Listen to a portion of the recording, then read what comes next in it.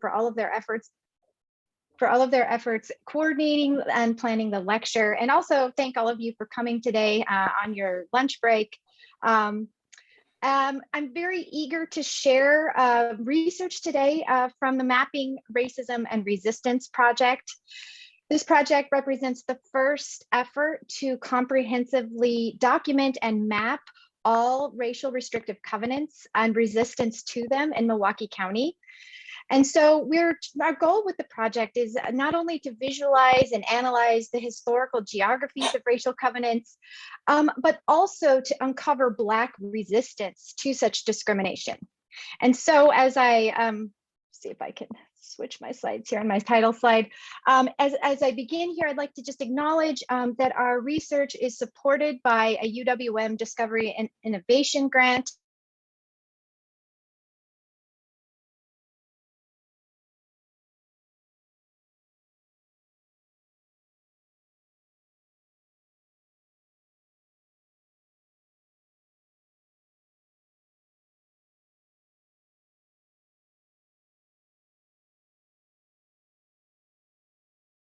Material and some exciting updates to share. And then for those of you for whom this is new, again, please feel free to ask questions.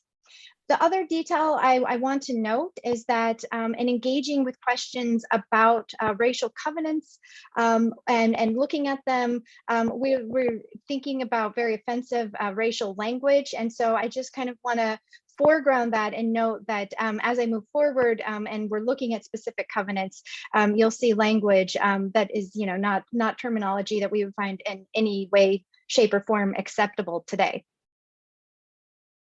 I also, just before I launch right into things, have to recognize that this project has literally been years in the making and really would not be possible without the partnership and collaboration of many people who aren't with me in the presenting today. They may be in the audience, some may not be with me, but I want to just recognize my colleague, Dr. Derek Hanley, Assistant Professor in UW-M English and Urban Studies. Derek is an expert on Black rhetorical resistance, and so he's a critical part of our project, especially in thinking about how Black residents, Black Milwaukeeans and their allies resisted and challenged racial covenants. From the very beginning, when I first started looking into doing this kind of research, I've been working with Reggie Jackson and Lawrence Hoffman. They were early collaborators on this project, and I just want to acknowledge them here. And then we have a whole research team that has been working together on the project over the past year, including Dr. Joe Walzer, who is now Director of Cultures and Communities on campus. Neither Derek or I are historians. We're not trained as historians, but this is a very historical project. And so we're grateful for Joe's expertise and that we've gotten a chance to learn from him over the past year. And then we have research assistants, Kat Kaziski, Madison Williams, Isabel Lemieux. And finally, the last point we want to acknowledge is that this work wouldn't be possible without our collaboration with the Mapping Prejudice Project at the University of Minnesota. I want to especially acknowledge Kristen Delegard and Mike Corey. Mike Corey is our data and geospatial specialist. And as I talk about the size of the data set we're working with and the kind of analysis that we're doing, you'll see why we have special recognition for Mike and his contributions to this project. So thank you for sitting through that very long introduction. I know that was lengthy, but just kind of give you a sense about how we'll proceed today. I want to spend just a little bit of time talking about what racial covenants are and what we know about racial covenants in Milwaukee County at this point in our research. I'll then briefly touch upon some of the resistance to housing covenants we've been researching. Over the past year, we've especially been involved in archival research throughout Milwaukee County archives, city archives, as well as newspaper archives to learn more about how discussions about housing and racial covenants appeared and resistance to them took shape. I just want to note here that this section of our project is best delivered by my colleague Derek Derek, so I'll condense this just a little bit more. But then the last point is I want to talk about how we're actually doing this project, and how we're working collaboratively with the community in identifying the covenants and mapping them, and why we see this as really essential to the success of the project. And so then I'll be able to let you all know how you can get involved in the coming weeks. In 1873, iconic Milwaukee brewer Captain Frederick Pabst purchased 178 acres of land just west of Milwaukee in the town of Wauwatosa. And so this land was originally inhabited, of course, by the Menominee and the Potawatomi prior to the US federal government's acquisition of Potawatomi territory in 1833 and the relocation of the original peoples from their homelands. And so then once the land was acquired, the land was then surveyed and platted, which opened the area for white settlement. And as we started this discussion with the land acknowledgement for our project, we begin here because the historical geography of racial covenants in Milwaukee County, like all stories of property, begins with the settler colonial displacement of Indigenous people and the appropriation of Indigenous territories. So back to Pabst, he purchased the land in Wauwatosa. He grew hops, and he also wanted to have a hobby farm. He raised percheron horses on this property. And over the years, he expanded the property and his acreage. By 1888, as indicated on this particular map, we can see that on the farm included a residence. It included 3 dwellings, an office, 6 barns, and some additional buildings.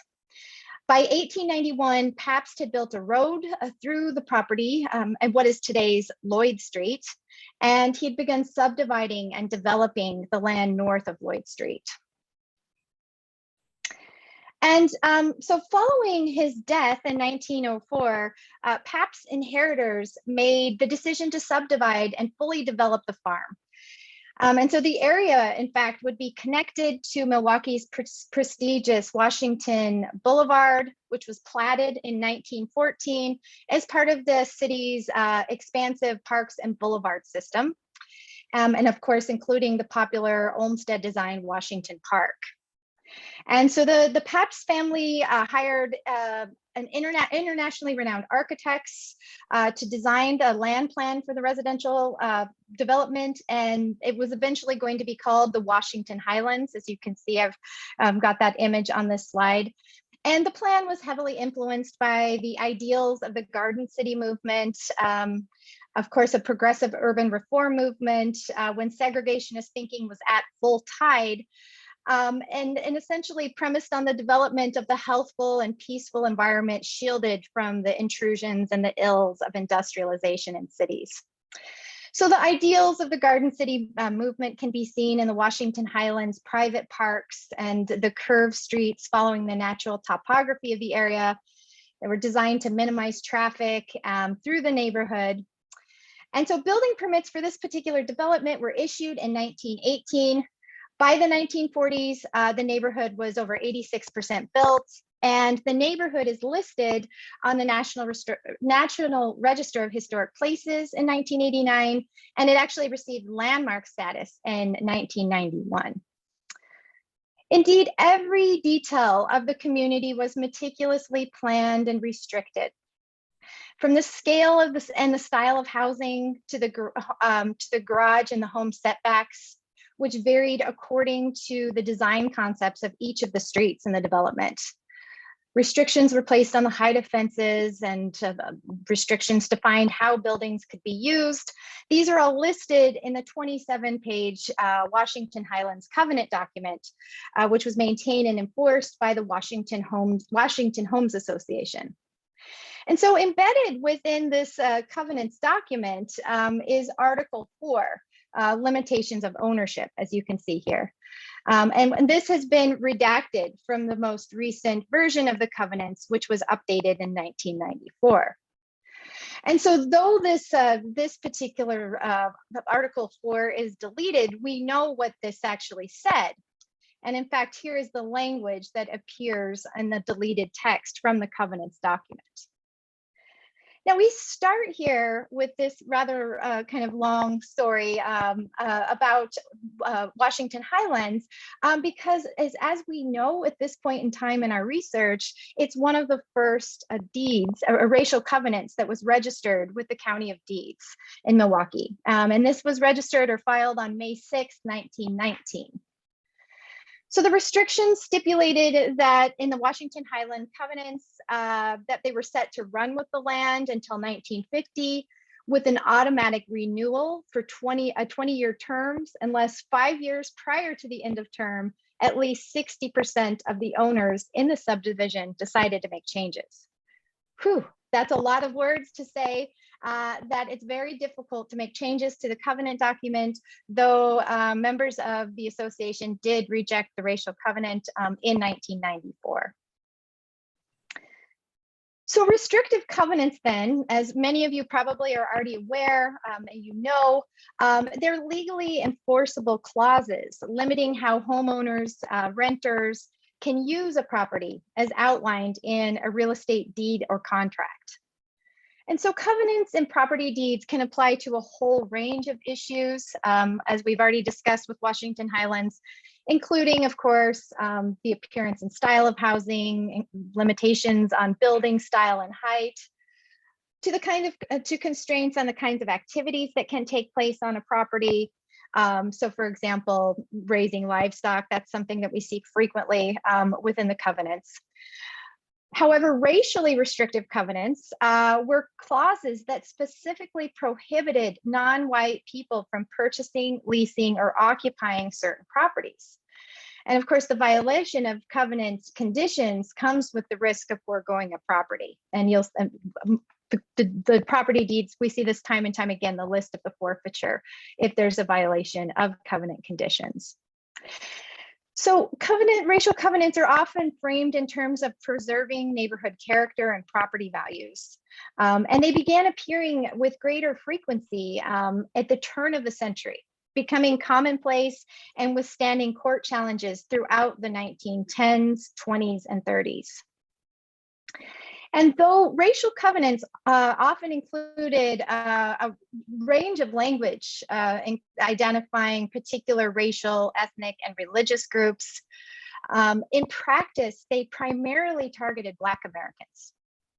So the use of these racial covenants became increasingly common following a 1917 Supreme Court decision in the case of Buchanan versus Worley, which found that municipal ordinances segregating Black populations, also known as racial zoning ordinances, they were found to be unconstitutional in this case. And so after this ruling then, realtors, developers, homeowners, turned to race restrictive deed covenants to prevent non-white people from living in white areas. And in fact, you see a lot in historical documents and even academic texts about covenants, racial covenants, that they're referred to as private zoning. So historian Jeffrey Gonda points out that covenants actually predated larger municipal zoning programs and thus were readily available, an established practice that could be quickly mobilized to, quote, seal burgeoning Black populations into relatively small and deteriorating sections of cities. In fact, by 1928, half of all homes owned by white people in the United States had race restrictive deed covenants. So as the Milwaukee Board of Realtors floated ideas about establishing a Black Belt in the city of Milwaukee in the 1920s, and that's just worth noting here that they were discussing this in the 1920s after municipal racial zoning had been declared unconstitutional. The implementation of racial covenants then became a common practice throughout the counties. And this intensified an incredible and stark housing crisis faced by Milwaukee's Black residents. It was characterized by limited and deteriorating housing stock, combined with entrenched racism that prevented access to affordable and decent housing. In the early 1940s, local NAACP attorney George Brawley made a survey of plats filed with the Register of Deeds office in Milwaukee County, finding that approximately 90% of the subdivisions which had been platted with the city of Milwaukee since 1910 contained some kind of restrictive covenant that pledged not to sell or rent to anyone other than the white race. And so it's worth also noting here that there are different kinds of racial covenants. There are those which were implemented at the scale of the subdivision or an addition. And these were often attached by developers and real estate agents as the land was being subdivided and developed. And then we see a kind of racial covenant called petition restrictions. And these are examples where actually restrictive covenants weren't initially attached to properties, but a neighborhood group gets together and they decide to implement covenants within their neighborhood after the fact. And then in addition to that, we see individual examples of covenants where sellers include covenants in their deed contracts as they're selling their properties. So on this particular slide, at the top, we're seeing an example of a racial covenant from West Milwaukee. The bottom one, I included this one. I think it's just a fascinating one. It's from Wauwatosa. It's an individual covenant. And I included it just because the language is so very confusing. But the bottom line is that nobody can occupy the property unless they're Caucasian. But you can see that there's lots of legalese used to really describe this dynamic. The covenant that I've included in the middle here, it does have a restriction, but I wanted to give you an example just of what a set of covenants look like when they're attached to an entire subdivision. So this is a document stipulating the restrictions and conditions at Grand Tosa Heights in Granville. And here I've included a fuller document again, so you can kind of get a sense about what these might look like. This is a covenant from South Milwaukee. It's noting that the premise shall not be occupied, quote, by others than the white race and American citizens, end quote. And this is really a notable inclusion, and it really reflects the point that in 1924, Milwaukee's immigrant population was the largest in the nation. This included Chicago and New York. And so this is really just the share of immigrants out of the total population. So here we see that American citizens are even included in restrictions on property. And before moving on for this, I just want to note that, there's a whole network of collaborators doing this kind of work across the country, and we see distinct differences regionally and locally across the nation, of course, reflecting different patterns of migration, very specific racial formations within cities, so that particular groups are targeted or listed in some areas, but not in others.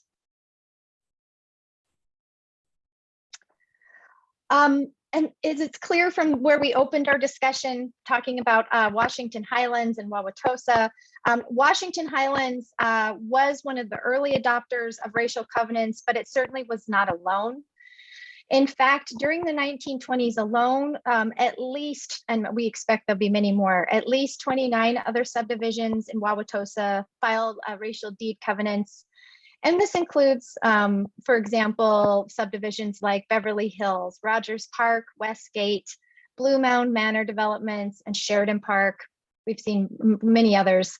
And while Wauwatosa stands out as a hotspot for racial covenants and an important case study really for analyzing and understanding suburban development premised on racial exclusion, even advertising, as we can see in this particular image, there are restrictions on city signs. These kinds of racial restrictions were implemented throughout Milwaukee County throughout the 1920s and 1930s with the development of new suburban areas and the building of new subdivisions. And we see, in fact, that racial covenants were implemented, and I have some examples I'll show later. Racial covenants were implemented within the city of Milwaukee and in neighboring suburbs, including Shorewood, Cudahy, Whitefish Bay, West Dallas, West Milwaukee. We really see a lot of these in the early years in what we might call inner ring suburbs, and then we see in subsequent years in the 40s and even in the 1950s. We see them in new developments, including Bayside, Fox Point. to some degree more in Glendale, Greenfield, and Greendale. And the last racial covenant in Wauwatosa that was registered with the county was actually done so. It was filed in 1955. And this is really notable because this was 7 years, a full 7 years after the 1948 Supreme Court decision in the landmark case of Shelley versus Kramer that held that while agreements restricting certain races on properties were legal, they actually could not be enforced by the state or the federal or local government. So in other words, this ruling said you can put these on your property, but there's no mechanism to actually enforce it. It has no teeth. And even so, we see that restrictive covenants continue to be filed. A racial covenant was registered 3 years later in 1958 in Greendale for the Crestview Acres subdivision. And so we can see then that clearly, even after these racial covenants were no longer legally enforceable, their symbolic power remained. And the message that they were communicating remained, which was these residents are for whites only. Here we can see a few more of the restrictive covenants that we found in Milwaukee. I've actually transcribed these just to make them a little bit more legible, but I also wanted to include these. You know, we have a diversity of locations here. We have one within the city of Milwaukee in the Shirley Heights subdivision. We have the next one in Cudahy, the last one in Shorewood. And the other thing that I really wanted to pull out here, and you have to dig for this information within the deeds, the actual property deeds themselves, to figure out when the restrictions are set to end and expire. And so I included these details here so you could get a sense that there's these very dramatically. We've seen some that are 20 years that they're set to expire, some that are 50, some that are 70. We actually, and I should have looked this up right before the talk, but we have one that was up until 2020. So you know, these were set in place for a specific period of time. There was variation in how long they were to last.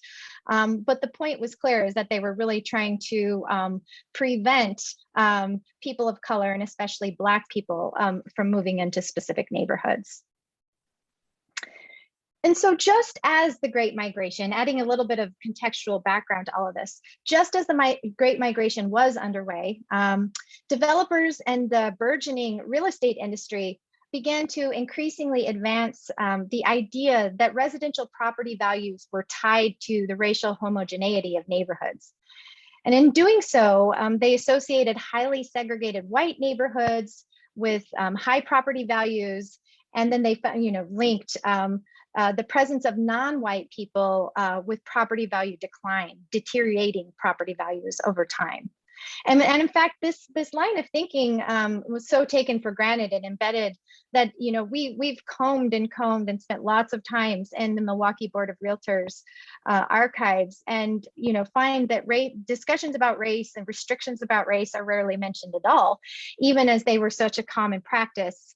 And in 1924, the National Board of Realtors, actually at the time it was the National Association of Real Estate Boards, introduced Article 34 into its Code of Ethics. So this really clarifies this idea about property values and race being tied.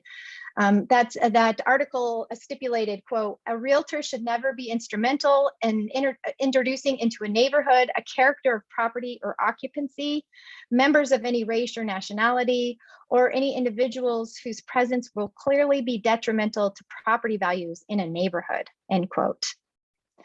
And so what we know is that years before the Homeowners Loan Corporation created residential security maps, and here we see Milwaukee's, and of course we talk a lot about how redlining maps or the Hulk maps systematize the practice of redlining. But long before that, racial covenants had already established patterns of racial segregation in cities. And in fact, these residential security maps were designed around the urban racial boundaries and the higher ratings, around the urban racial boundaries that had been created already, established with racial covenants. And they assigned higher ratings, in fact, to neighborhoods that already had racial covenants in place. And so what we see when we look is that growing suburban communities and new subdivisions during this period of time were promoted as exclusive and highly restricted to communicate the premium of whiteness in property values and housing quality that could be associated with these spaces. So this is a 1938 image, and here we see a sign in Whitefish Bay. It's a city health office, and this picture itself is fascinating. We don't have more time, but just to read the other signs that are here, some details about measles, and there's one about ringworm. But nonetheless, we see here that Whitefish Bay, this health office is advertising the city as, quote, a highly restricted North Shore suburb. So we see this language of restriction. Of course, restriction is not just referring to race, it's referring to all those restrictions on setbacks and building height that preserve the character. But we also know that embedded within that notion of restriction is the assumption that there aren't going to be detrimental people as they were conceptualized within these models that would bring down property values, so that these would be white spaces. This is a map that also kind of, it's just a fascinating map. My students and colleagues know that I like this map. I find it very interesting because we don't see many maps of Milwaukee where we're looking west like this. It gives us kind of a different viewpoint. But we can see here, this is a survey of Milwaukee's phenomenal suburban expansion. This is from 1926. And of course, this is really of interest to us and our project because this is really the kind of the high period of covenants, of adding racial covenants. And it's safe to assume that most of these developments, in fact, do have racial covenants. We're verifying that right now. I could point to several of them that we've already identified, but we can start with this one. I've highlighted it here. This is an example that is in Whitefish Bay, and this is a subdivision called Zingen and Braun's Strathmore, and I've highlighted on the screen. I'm sorry, I don't know if you can see very much, but this subdivision was covenanted in 1927, and the racial covenants were set to expire, here we can see, in 1975. And one thing I just want to note that we haven't explicitly talked about at this point in time in the lecture is that you see that some of the covenants will the racial covenants will say no person other than the white race or the Caucasian race can live here. And then in many, we see examples such as this one in Whitefish Bay, where there's kind of a clause saying that, people who are working in domestic servitude, who are working for the owners, can occupy the property. So that really points us again to the kind of hierarchies of labor and race that were at work here, and how the covenants allowed for those hierarchies to stay in place. And here is just how Strathmore was advertised to potential white buyers. We went back and dug around in the Journal Sentinel just to see if we could find any advertisements for this particular housing development. It was actually, I apologize, in the Sunday Sentinel. And again, we can just see here that Strathmore is being advertised to potential white home buyers as, quote, a highly distinctive and restricted residential district. So just wanted to give a sense of, there are hundreds of examples that we could be drawing from, but kind of a sense of how this notion of restriction was advertised and how that was connected to assumptions about whiteness. Of course, however, racial covenants were just one mechanism designed to explicitly separate urban populations by race. And we know that they worked in conjunction with a whole host of other factors, including federal policies, other municipal ordinances, private practices. All of these things work together to ensure the racial segregation of American cities. And of course, at the local scale, municipalities and private actors backed real estate practices and patterns of lending that further guaranteed the racial uniformity of neighborhoods. Opposition to integration on the part of white homeowners strengthened urban boundaries, and intensified this post-war housing crisis I keep talking about. Wherein Milwaukee's Black residents, there's an acute housing shortage, and yet Black Milwaukeeans were confined to really the 6th Ward, and not able to access the housing in other parts of the city. But for as long as racial covenants have existed, of course, African Americans have organized and struggled against them. And in fact, battling racism and exclusion in housing was a central focus of the NAACP throughout the early part of the 20th century. And as we talk back to some of the earlier slides where I was mentioning the countless legal challenges that restrictive covenants had withstood over the years, these cases were being brought by the NAACP, and it was the NAACP that argued Shelley versus Kramer, that argued Buchanan versus Worley. And these interlocking systems of racism were well known to Milwaukee civil rights leaders, and there were lots of efforts to organize against them. They resisted these forms of housing segregation. And as I mentioned, over the past year, we've been looking into the resistance efforts of Black Milwaukeeans. And we are interested in really kind of broadening our understanding of kind of the civil rights activism that has taken place in Milwaukee. Many of us are very familiar with open housing marches in the late 60s and the struggles for open housing. But our research shows that Milwaukee's Black community and their allies were very actively struggling over housing and throughout the early part of the 20th century and the decades leading up to those open housing marches. And so far in our research, we've placed resistance tactics into 3 broad categories. We find that there's examples of engaging in public discourse, and this is where we see examples of writing, speaking, public engagement against segregationist practices. The second major way we've seen as a resistance take place is in community organizing, which included the formation of local organizations and institutions in response to the housing crisis. And this was also visible in the cooperative efforts of local chapters and national organizations, such as the NAACP and the Milwaukee Urban League. Both of these organizations were working on challenging covenants and housing ordinances locally.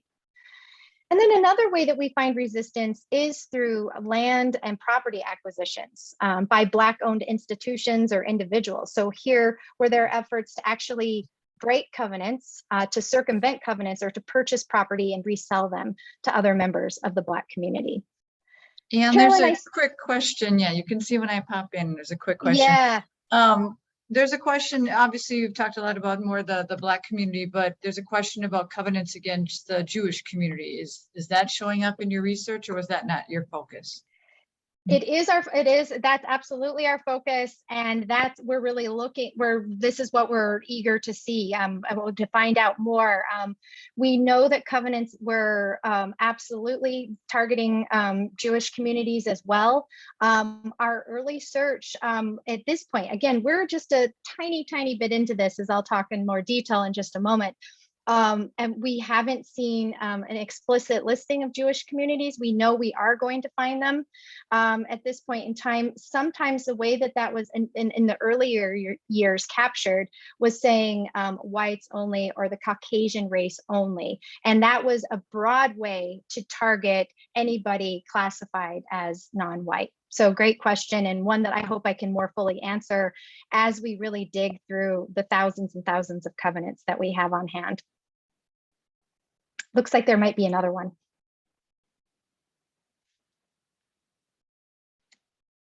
Yes, it's just a follow-up. Okay. Ethnic minorities, explicit mention, ethnic groups, JID is talking about, and just one of the interesting things that we've seen is the language that is used to define ethnic groups, which really matches the kind of racial categorizations that existed in the early part of the 20th century. There are some covenants where we see African Americans referred to as Ethiopians. We see some examples where terms like Armenian, Mongolian, Mongolian to reference all Asian people. So untangling the language of race is another element of this project that is part of our analysis, and the targeting of specific racial and ethnic groups. Anne, can I ask Yes. a quick question? Sure, by all means. I noticed you talked about the housing crisis, and I wondered if that had to do with simply the lack of housing, east of housing that is all, I guess, organized around restrictive racial covenants, or if it was wealthier people, wealthier Blacks who wanted to move west, or was it the deteriorating quality of houses east of all these lines, these invisible lines we know existed? Yeah, great question. Well, there was an acute housing crisis after World War II that affected everybody. But prior to World War II, there was a really sharp housing crisis that affected Black Milwaukeeans specifically. Of course, this isn't the period of rapid growth. Milwaukee's Black population really does take off after World War II. So the population is fairly small prior to this period of time. However, the Black population was confined to Milwaukee's 6th Ward, and this had initially been the place where many Russian and Polish Jews lived. They lived within the Black community side by side. It's the oldest housing stock in the city, deteriorating, and so it was there was kind of it's Gonda describes it as a double barrier. You have a lack of housing plus the quality of housing itself, but then the racism that prevents Black folks to move into other parts of the city. And so all of these things were at work in Milwaukee. And I can talk even more about that in the Q&A if you'd like. Okay, I'm going to keep going here. Just let me see. Let's see. So we were talking about these forms of resistance, and actually the land and property acquisitions.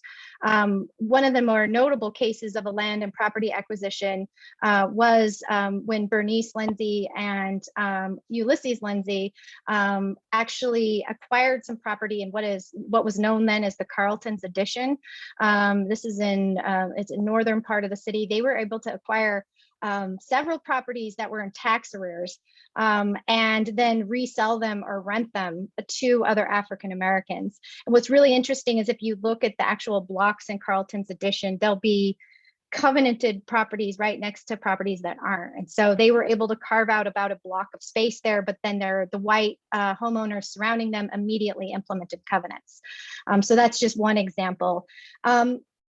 Another example that, I wish we had more time to talk about these, the incredible work of Artie and Wilbur Halyard. They actually heard news that the Milwaukee Board of Realtors had proposed the creation of a Black Belt, or the introduction of municipal racial zoning. And that inspired them to move from Beloit area, where they had established an NAACP chapter, to Milwaukee. And they formed and founded Columbia Savings and Loan in 1924, specifically to help families purchase homes who were otherwise excluded from lending and from housing markets. So they're an incredible story. Columbia Savings and Loan is still active in lending today. So they're a clear example of, kind of a response to some of the challenges. We always like to tell the story of Zeddy Quitman Hyler, because he is just an incredible story of perseverance, but also an explicit effort to break covenants. And his story isn't necessarily new to some of you, and I'm just going to be fairly brief here so that I can make sure that we finish with enough time for discussion here at the end. But Hyler was another Black Milwaukeean who directly encountered and confronted racial covenants. In 1944, he left New Albany, Mississippi. He was part of the Great Migration that I've been mentioning several times, of African Americans traveling for better opportunities to the urban north. And he, once in Milwaukee, he worked at a grocery store. He then worked at Alice Chalmers for a while and other industrial jobs. Finally, he got a job as a US postal clerk. He occasionally held two jobs as at a time to, quote, help us get ahead, as he said in an interview later in his life. And after about a decade of living and working in Milwaukee, in 1955, he decided that he wanted to build his own house in Wauwatosa. He wanted to build it for his family and for his wife and his son, Alan, and for his mother, Nancy, who lived with him. And so to subvert and to really, challenge the covenant, he actually asked his white friend to buy the property and then sell it back to him. And so once he did so, then he could begin building the property. And so as a result, Zeddy Heiler was the first Black person to buy property in Wauwatosa. He submitted his permit to build on his lot at 2363 North 113th Street. And recalling this time in an interview given over 30 years later, Heiler said, quote, I went right to City Hall and applied for all of the permits in person so they wouldn't have to guess who was coming to dinner, end quote. And so according to lots of reports about Heiler's experience, as construction began on his property, extensive damage was levied to his property by vandals. He received countless phone calls threatening him, telling him to, quote, stay where you belong. But none of this deterred Heiler. And with the support from others in the Wauwatosa community, he built his house and remained there until his death in 2004. And so Heiler's story, as I noted a minute ago, is not new to you. There's now a historical marker in front of the property. But we now know that by 1958, just 3 years after Heiler moved to this location, there were two other African-American families living within 2 blocks of Heiler. And so what was their experience? How did they overcome the covenants? These are the kinds of stories that we're trying to uncover and understand more about as we think about efforts to overcome covenants. So I want to turn briefly to explain how we're doing this and how you can become involved. And then I want to open it up for questions. So how are we doing all of this? As I note here, though racial restrictions are widely recognized and studied, they're actually fairly well known. There are not many comprehensive accounts of their spatial and temporal patterning because they are embedded in property records. And it's just an enormous data set that's often difficult to access if records are not digitized. And I will say when I started this research, Milwaukee County property records were not digitized. And so that was a huge step in the right direction when, in working with us, they digitized the records. And so we are drawing from the methodology that was developed by the Mapping Prejudice team in their efforts in Hennepin County in Minnesota. And so we're bringing together GIS-based data visualization, archival and citizen research, and community engagement to collaboratively map these covenants and document them. So I've listed here the steps that involved, and I'll be quick here, but the first thing was obtaining the digital copies of deed images from the Milwaukee County Register of Deeds. And this is just to give you a sense, approximately 2 million images. We had 1.7 million images, so a huge number. The next step in the process then is to actually take the deed images and convert them to text. And then using optical character recognition and running them through with Python scripts, you could actually flag the racial data in the text. And as the team at Mapping Prejudice has been working on this, they've been able to really develop some sophisticated algorithms and understand what kinds of terminology to expect. And I'll talk about this in a few more moments, but to really actually be able to capture fairly accurately and identify the racial language that might appear in these property deeds. And so, in fact, over the past few weeks, we've been working on refining the terms that we're using in our own set of data. And we have to refine scripts to reduce error. So for example, Whitefish Bay is an issue because anything in Whitefish Bay is going to be flagged because we're look for example, for white as one of our key terms. So we've included a script to address that. So at this step, then, the flag deeds are then uploaded to the crowdsourcing platform that's called Zooniverse. And Zooniverse was actually created by some physicists at the University of Minnesota. They wanted to have people help identify pulsar stars and other stars. And so they needed a platform where they could put images and have citizens look through them and identify things. And so we're using this crowdsourcing platform in a similar way. This is because obviously we need to verify that what the algorithms have identified as covenants are actually covenants themselves. And so the racial covenants have to be transcribed by at least 5 community members through workshops to verify all of the information that's contained in there, including some of the geospatial information, so like the lot and the block number and the name of the subdivision. So we are through the process, as I mentioned a moment ago, that we have obtained. This was actually not an easy feat. It took it took multiple years for us to actually have in our hands the digitized property deed so that we could begin the process. And we've completed this step of running all of the texts through the OCR to identify racial language, and we flagged the deeds. And at this point in time, we've also loaded them up to the Zooniverse crowdsourcing platform, and we're just about ready for that to go live. So we are at the stage of actually starting to schedule transcription workshops. In fact, within the next month, we'll begin this process. And these transcription workshops where we'll be discussing about what covenants are, what their impact has been, how they continue to haunt the landscape. And then as we work on this, then we're working on refining and cleaning the data so that we can actually map it and produce a map collaboratively. And what we found, I'll just flip to this next. This is kind of where we started with. I mentioned we had 1.7 million deed images. That came down to 650,000 distinct property deeds.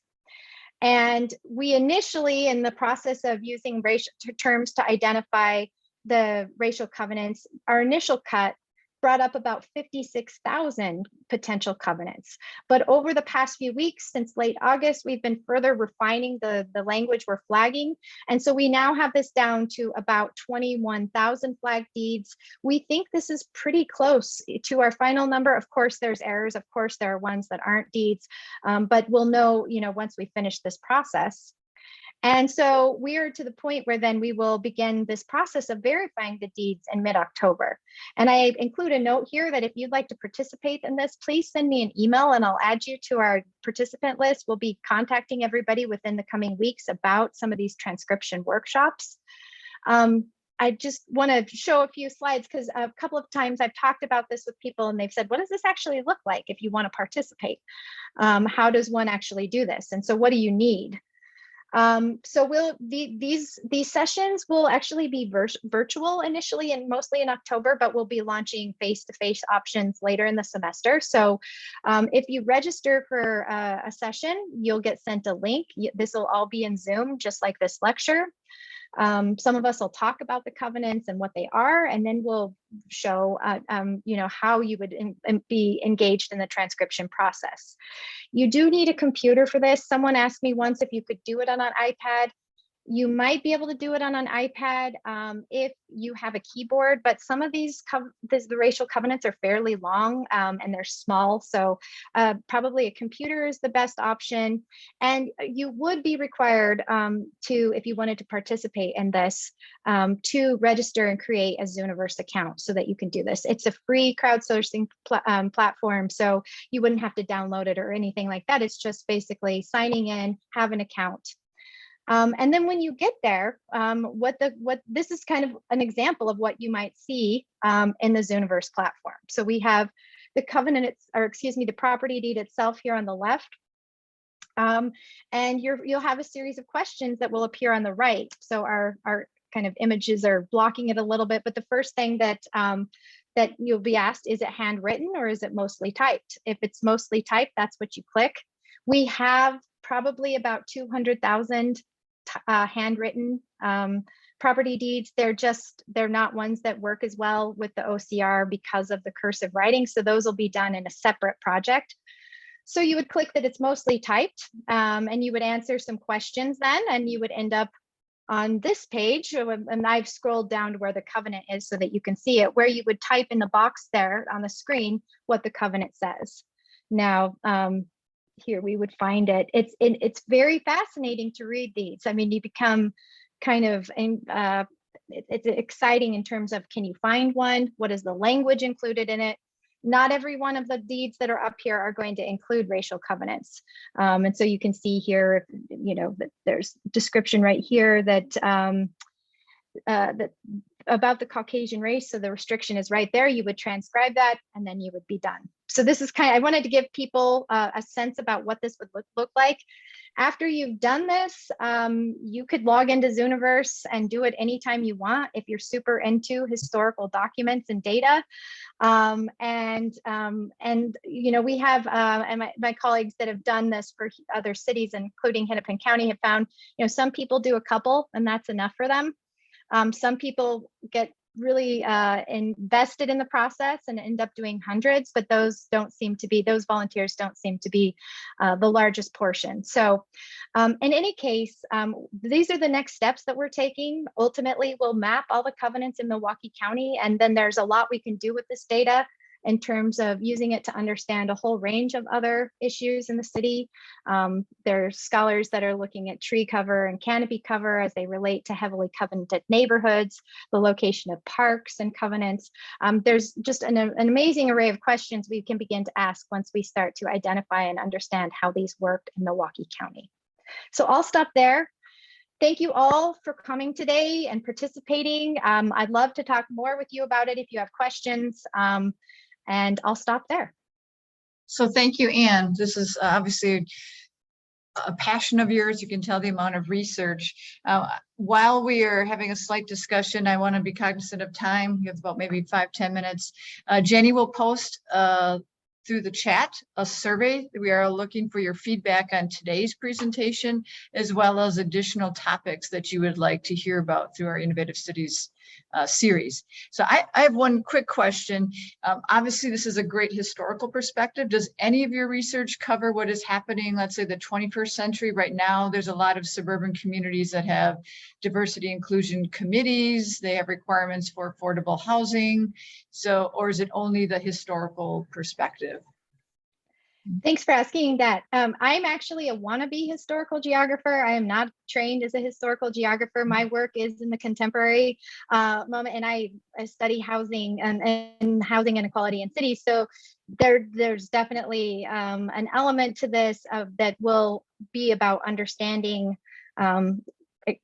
dynamics of housing in the contemporary moment. And I would just note that actually there's a deep interest in engaging with these questions and many of Milwaukee suburban communities. And in fact, some of the greatest interest is coming from these areas. And so this is, for example, there's been a lot of interest coming from Greendale, and Whitefish Bay. And I'm sorry I didn't mention this. I should note that Whitefish Bay, the village of Whitefish Bay, passed an ordinance this June, actually repudiating covenants.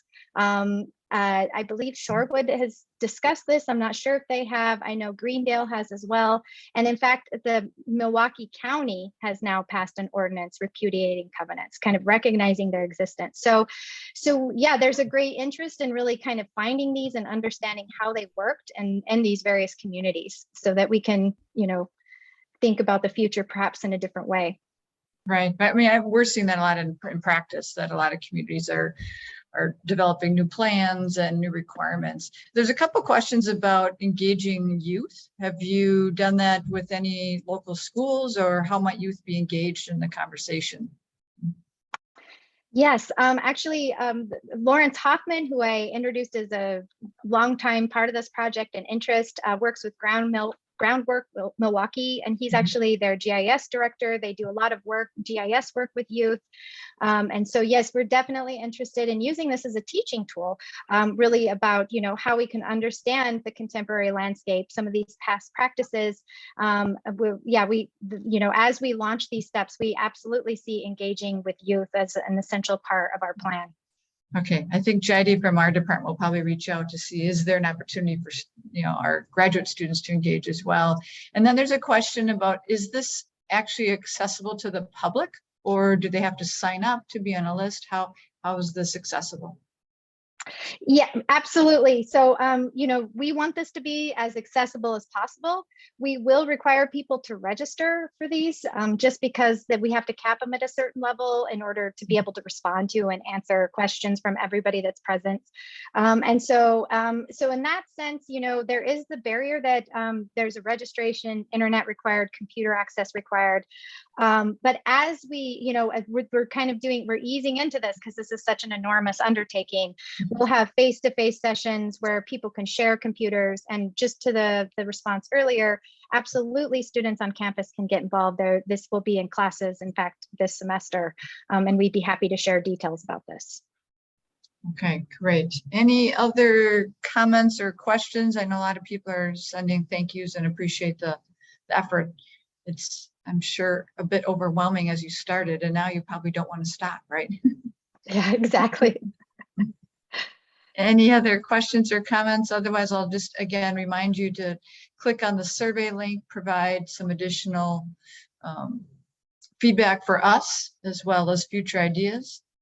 And then reminder that October 11th online will be Justin Hagerty talking about the green and healthy schools. And then there's a question, are there plans to implement the research, and what might that look like, I guess? Oops, I'm sorry, I didn't mean to do that. Can you, whoever asked this question, clarify a little bit about what you mean by implementation? Sure. Good afternoon, Jennifer Harris from the Social Development Commission. Serve as the Research and Policy Manager here for SDC. So as you're in academia and phenomenal research is done, but when research is captivating as this gets out into the community, it may have a life of its own, or it may sit on a shelf. How will this be implemented to actually change and move and have transformational change in Milwaukee County? Thank you, Jennifer, and thank you for coming today. The heart of our approach is really about implementing change and hopefully implementing, being able to influence policy changes. We've seen in Minneapolis, there have been a lot of policy ramifications for the research undertaken in Hennepin County. And absolutely, our goal with this project is not for this to sit on a dusty shelf. We actually see this as a project for the community, with the community, as the community's project. So we want this to be taken out of the academy. We want nonprofit groups and other organizations to use our data as they find interesting. We'd like to collaborate with groups. So yes, that's the kind of the final stage after we get these identified and we're mapping, is definitely how do we take this data and make change. I think there's a couple of questions like that, so that's helpful to have the clarification. Is it only research, or how can it be used to create action? That's why I was referencing some of the communities that have their ongoing efforts and their committees. I think TOSA has a TOSA for All plan, other things like that. Yeah, some of our partners in other cities have been Bay Bridges, Bridging the Divide. The 5 Points Neighborhood Association. So we've been, but that's really, those kinds of relationships are a critical part of this. They take time to build, and that's what we're going to be working on for the next years. But that's really, I kind of reiterate that this isn't a project that we kind of undertook, with our, just to be an academic project. We wanted this to be about understanding the city and how we can think differently about housing and actually envision more racially just community, envision and build more racially just communities. Okay. I just want to send a little reminder as people are jumping off. that our next event is October 11th online at noon, and then November 11th, we will have an in-person event at 4 p.m. with Commissioner Crump. And some of these discussions might be part of the how do you accommodate a large influx of population? What does that look like, right? I think there's complications and excitement all packed into that discussion. Any other comments? Otherwise, we really appreciate your time, Anne, and I appreciate you giving your email to everybody, understanding that they might contact you outside of this discussion and hopefully be part of one of your groups as you move forward. So thank you to everybody. Go ahead. I was just going to say, absolutely. Thank you. I'll respond as fast as I can. If there may be a lot of you emailing, so give me a little bit of a time here, but we're excited to see you else in these transcription activities and in the community. All right. Thanks to everybody who's still hanging on. We appreciate your attendance and dialogue, as this is a really, I think, vital conversation for us as professionals, but also from an academic perspective. So hope to see you all on October 11th. Thank you. Thanks, Anne.